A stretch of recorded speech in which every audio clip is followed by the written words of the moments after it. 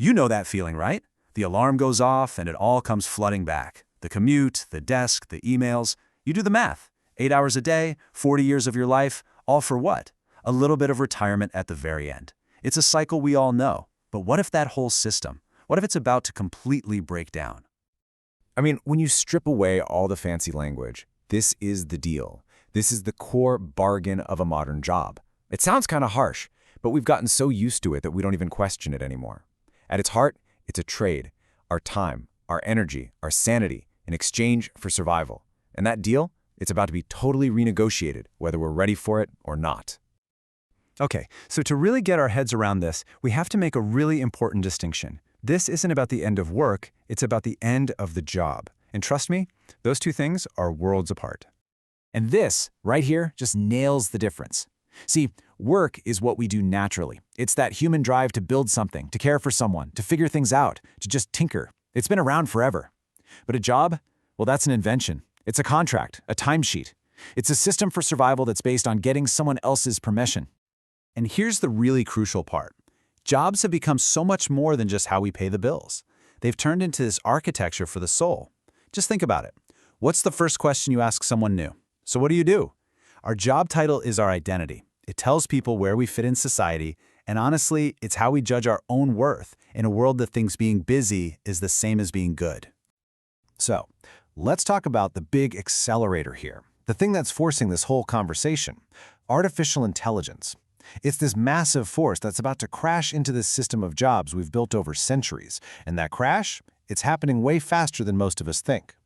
You know, what's really wild is the huge disconnect this timeline shows. For most of us, our first real taste of AI was back in 2022. We asked it to write a funny poem about our dog, thought, that's neat, and then we kind of checked out. But here's the thing. While we were looking away, the progress wasn't just inching forward, it was exploding. Yeah, these things are not toys anymore. They're doing serious, complex, white-collar work that used to take whole teams of people. I'm talking about stuff that used to take a week of human labor, getting done in like 20 minutes. It's absolutely wild.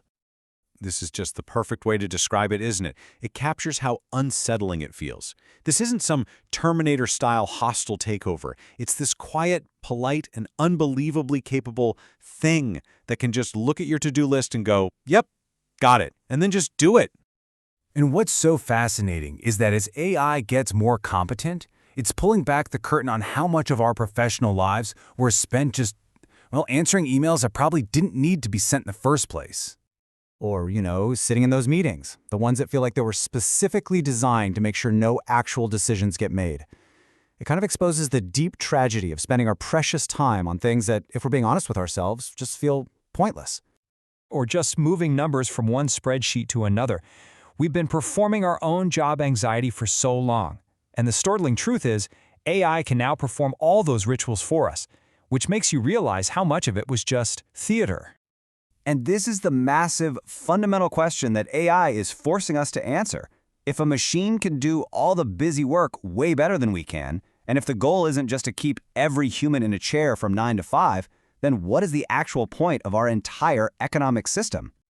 But let's be really clear here. The end of jobs doesn't automatically mean we all wake up tomorrow in some kind of paradise. Taking away the one structure we've known our entire lives, that's a terrifying thought. It's like a psychic freefall.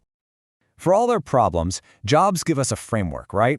They give us a reason to get out of bed, a community, even if we complain about our coworkers, a predictable script for our lives, and a really easy answer to that question of, who am I? When you take that framework away, you're left with this huge, scary void. And this is the deeply personal crisis that we might all have to face. Our whole society is kind of addicted to a drug called productivity. We constantly need someone else to tell us we're doing a good job. So this question, who are you when there's no boss, no performance review, no job title to hide behind, is one we are just not ready to answer. So what happens if we actually survive that free fall? What could a world that's built on a different foundation actually look like? What comes after we clock out for the last time? Well, the blueprint would have to be pretty radical. First, you've got to break the link between having a job and being able to survive. Then, you have to make sure this incredible technology benefits everyone, not just a few. Third, you've got to build new places for community and purpose. And finally, and this might be the hardest one, you have to start treating rest like a good thing, not a weakness. And this whole idea that without jobs, we'd all just sit on the couch and do nothing, it's an insult. Just look at what people do right now after their soul has been crushed by an 8-hour workday. They create things, they care for people, they learn, they help out.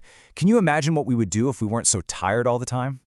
So at the end of the day, this isn't a conversation about being lazy. It's about ending the compulsory theater of work, this bizarre requirement that we all have to pretend to be busy just to justify our own existence.